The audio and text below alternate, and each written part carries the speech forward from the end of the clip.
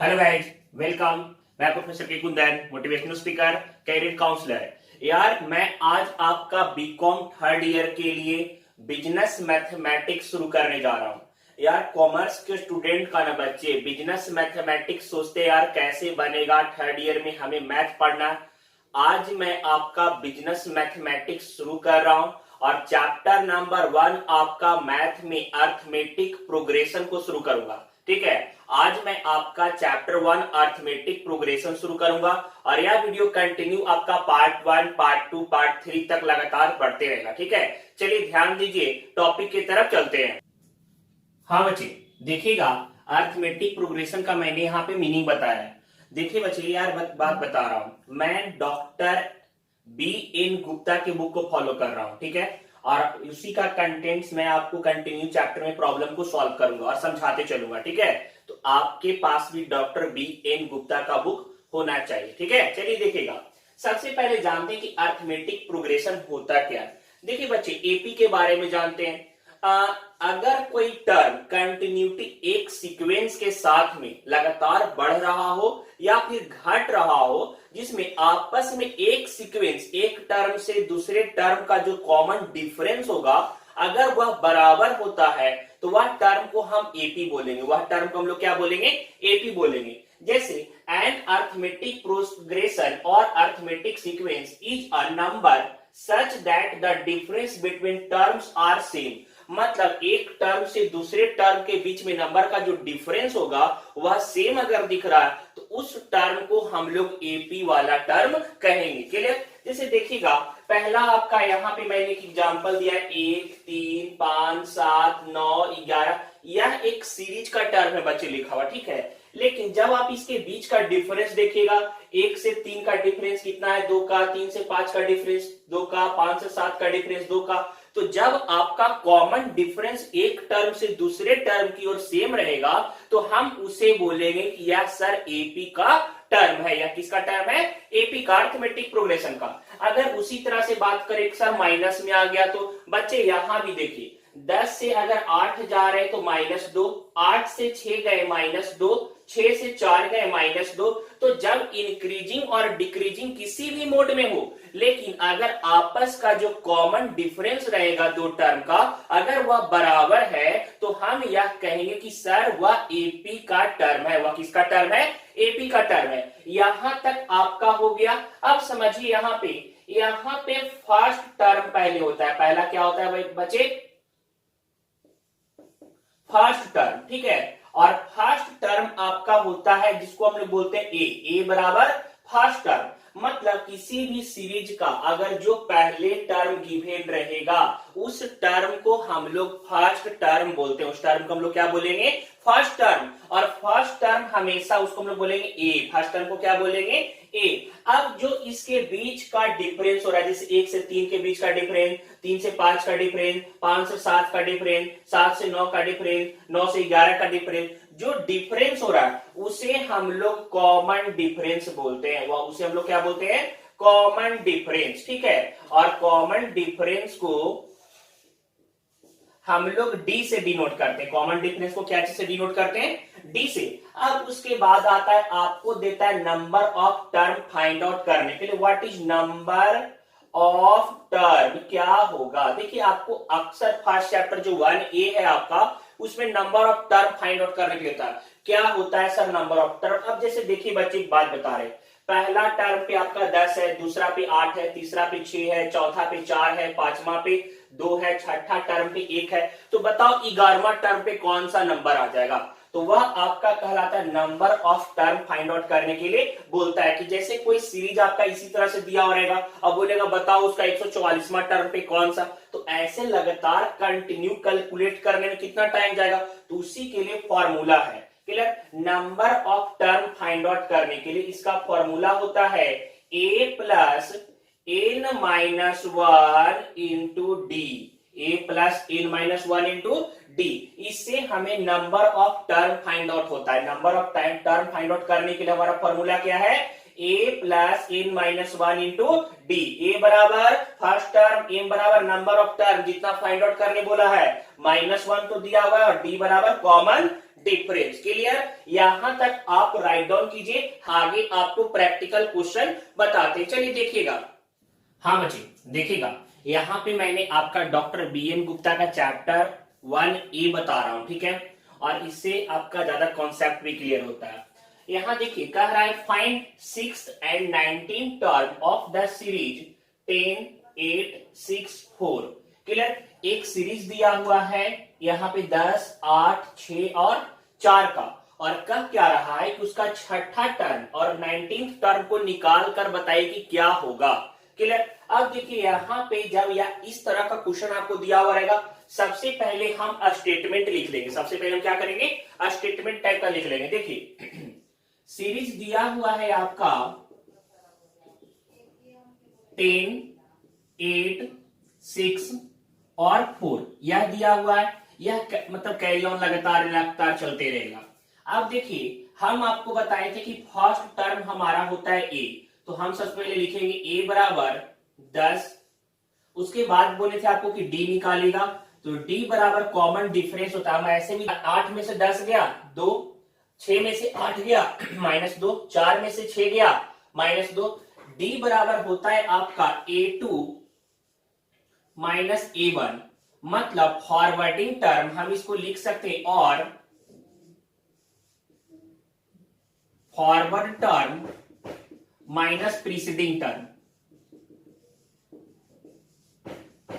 ठीक है, forward term में प्रीसीडिंग टर्म को माइनस करेंगे, हमारा निकल जाएगा डी। ठीक है, और Tn बराबर नंबर ऑफ टर्म हमें निकालना है, पहला 6 टर्म निकालना है और दूसरा हमें निकालना है 19th टर्म। ठीक है, तो यहां पे D बराबर हमारा हो जाएगा 8 माइनस 10 बराबर -2, या फिर हम यह भी कह सकते हैं 6 माइनस 8 बराबर -2। क्लियर? अब देखिए फॉर्मूला यहां पे था Tn बराबर, हम अभी आपको जस्ट बताए थे, a प्लस n माइनस 1 और इंटू डी। a बराबर फर्स्ट टर्म होता है जो आपका 10 है, तो पहले हम T6 निकालते हैं। T6 a बराबर 10 प्लस n माइनस 1, तो 6 में से क्या कितना हो जाएगा? 5 होगा ना। n बराबर नंबर ऑफ टर्म बच्चे जो निकालने बोल रहा है, तो यहाँ पे 6 है ना, तो 6 में से क्या कितना हो जाएगा? 5। और d बराबर आपका क्या था? -2। अब देखिए तो T6 बराबर आपका हो जाएगा 10, यहाँ पे प्लस में है और प्लस 5 में और 2 -10 अंदर हो गया, तो T6 बराबर आपका आंसर आ जाएगा 0। क्लियर? यह आपका T6 का वैल्यू 0 निकल गया। यहां तक आपको समझ में आया होगा। अब T19 हम निकाल के आपको दिखाते हैं। T19 बराबर सेम फॉर्मूला लिखेंगे। फॉर्मूला क्या हो जाएगा? a plus n minus 1 into D होगा ना। तो यहाँ पे T19 बराबर a बराबर हमारा first term 10 plus n minus 1, 19 term बोला है तो 19 माइनस 1 कितना हो जाएगा? 18। क्लियर? और d का वैल्यू कॉमन डिफरेंस आपका कितना आया? 2 -2 था ना। अब देखिए T19 बराबर 10 प्लस 36 माइनस 36। क्लियर? अब देखिए तो T19 का वैल्यू हमारा आ जाएगा -36, ज्यादा है 10 प्लस में है तो -26। यहां तक आपका कंप्लीट हो गया। क्लियर? यह टर्म को आप अच्छे तरीके से राइट डाउन कर लीजिए। देखिए इधर यह क्वेश्चन नंबर 1 है आपका, राइट डाउन कीजिए। आगे चलते हैं, ध्यान दीजिएगा।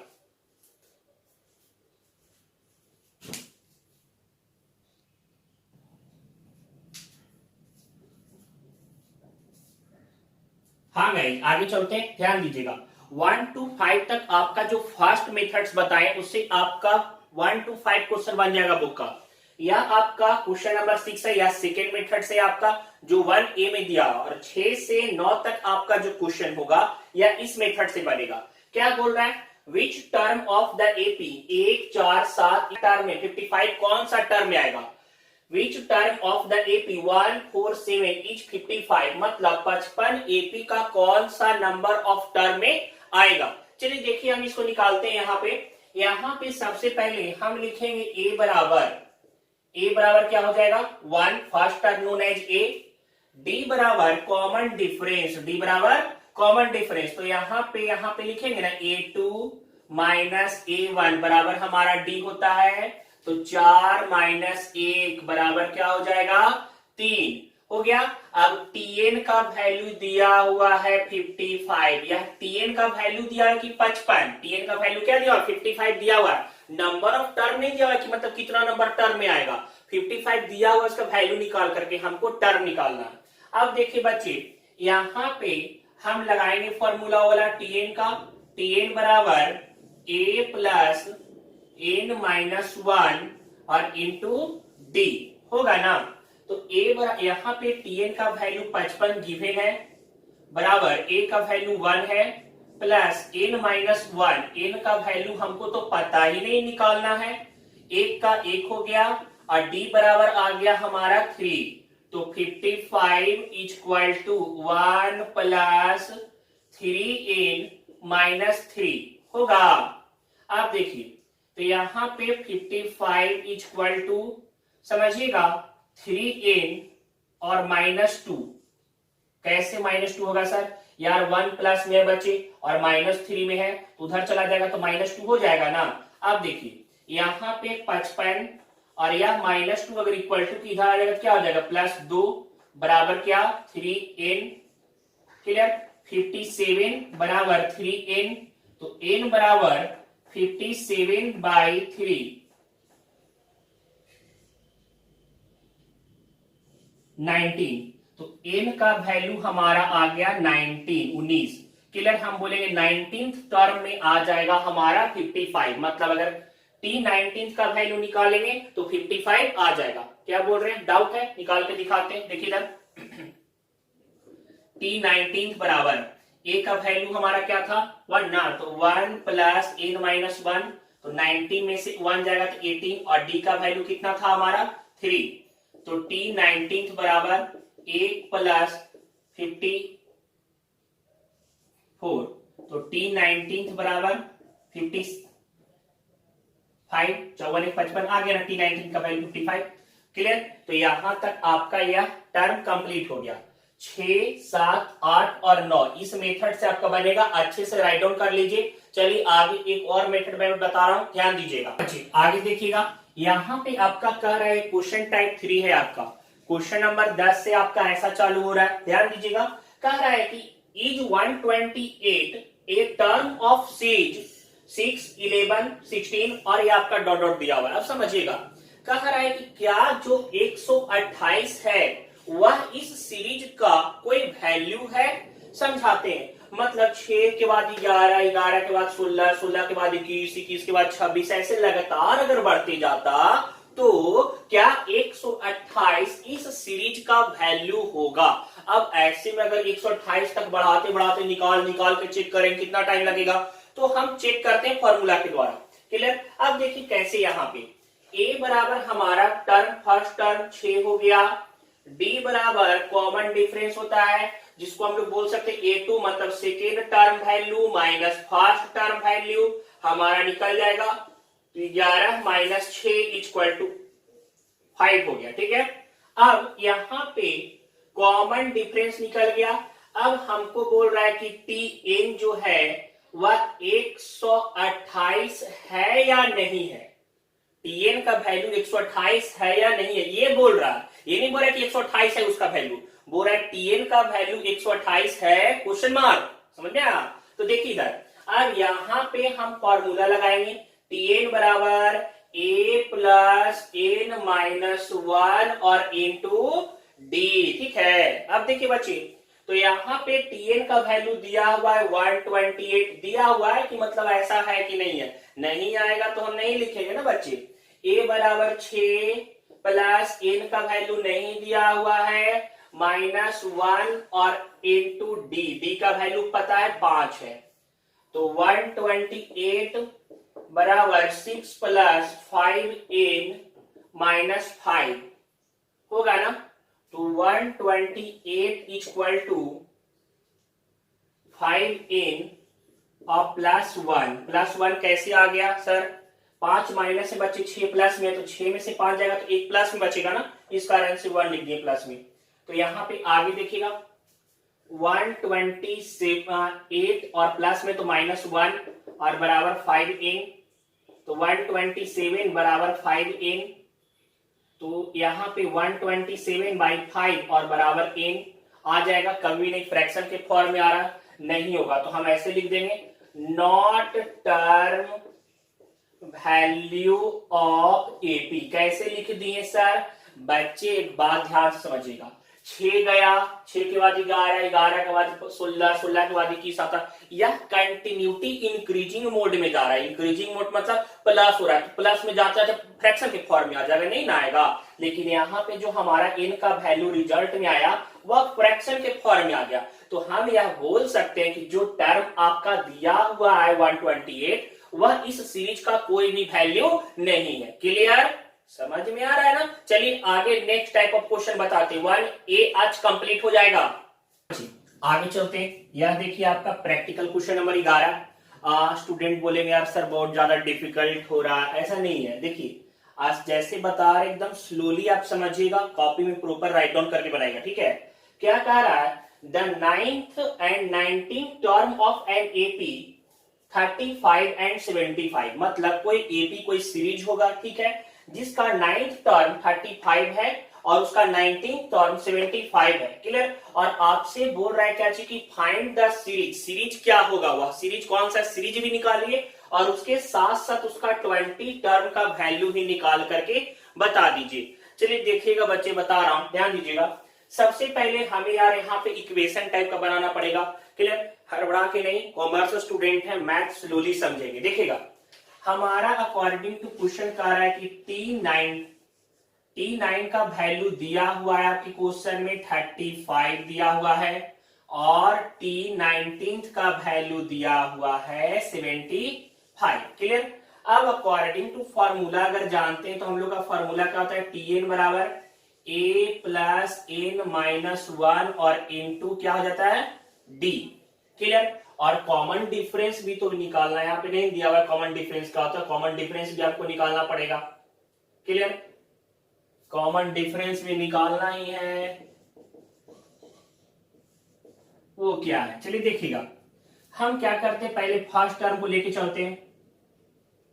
तो यहां पे फर्स्ट टर्म था T9 ना, तो T9 बराबर a का वैल्यू गिवन नहीं है, प्लस n का वैल्यू दिया हुआ था आपका 9 में से 1 जाएगा तो 8, और d का वैल्यू आपका दिया हुआ नहीं है तो d लिख देंगे। क्लियर? अब T9 का वैल्यू दिया हुआ था 35 बराबर a प्लस 8d, यह आपका फर्स्ट इक्वेशन कहलाएगा। क्लियर बच्चे? ऐसे निकाल दी तो हमारा क्या निकल गया? First equation. क्लियर? अब दूसरा इक्वेशन भी निकालते हैं। सेकेंड इक्वेशन देखिएगा, कह रहा था आपका क्या चीज की T19 का वैल्यू 75 है, तो T19 बराबर a प्लस a का वैल्यू नहीं दिया हो तो a ही लिखूंगा, ठीक है, प्लस n माइनस 1, तो 19 में से 1 जाएगा तो 18, और d का वैल्यू भी नहीं दिया हो तो d लिख दिया मैंने। T19 का वैल्यू कितना दिया हुआ है? 75 equal to a plus 18d। यह आपका सेकेंड इक्वेशन हो गया। कौन सा इक्वेशन हो गया? Second equation.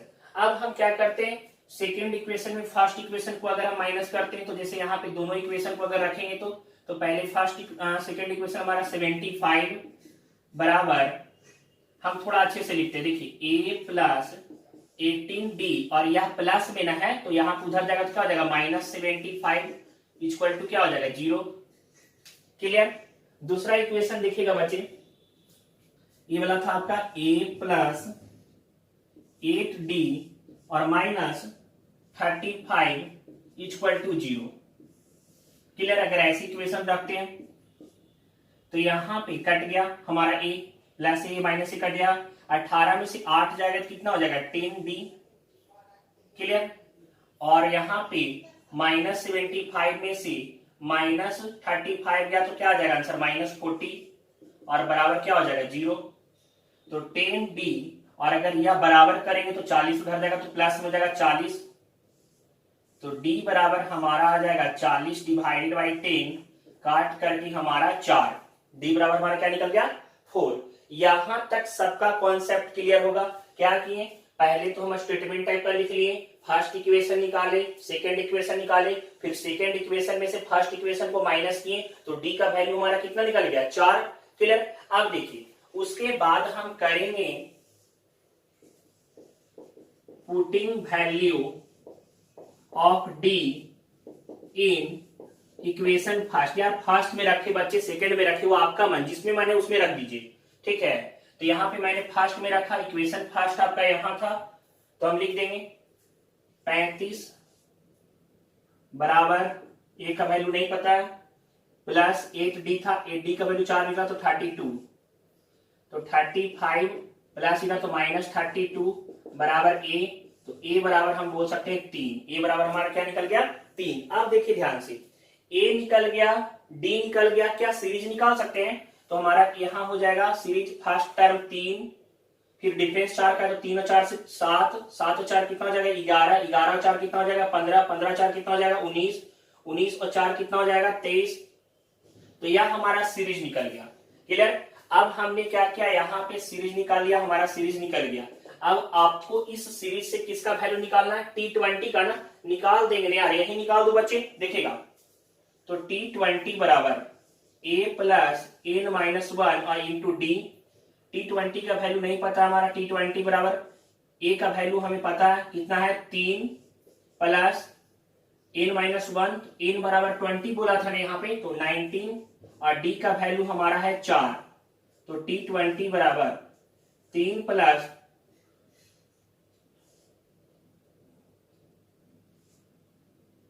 T20 बराबर 79। यह हमारा आंसर हो गया। क्लियर। यहां तक आप अच्छे तरीके से राइट डाउन कर जाइए। यह आपका क्वेश्चन नंबर 11 है आपका। क्लियर। चलते हैं आगे, एक टर्म और एक क्वेश्चन की ओर ध्यान दीजिएगा। समझ में आया ना, अच्छे से प्रॉपरली राइट डाउन कीजिए। चलते हैं आगे, ध्यान दीजिए। हाँ बच्चे, क्वेश्चन नंबर 12 में आते हैं। 12 ध्यान दीजिएगा, एपी आपका 12 नंबर क्वेश्चन क्या बोल रहा है, find common difference of an AP which first term is 5 and 11th term is -5। मतलब फर्स्ट टर्म का वैल्यू 5 दिया हुआ है और 11th टर्म का वैल्यू -5, और बोल रहा है कॉमन डिफरेंस निकाल के बता दीजिए। क्लियर। अब देखिएगा हम क्या करते हैं, यहाँ पे a बराबर दिया हुआ है आपका 5। क्लियर। कॉमन डिफरेंस जो होता है वो तो बोल दिया नहीं दिया हुआ है, और यहां पे दिया हुआ 11th टर्म का वैल्यू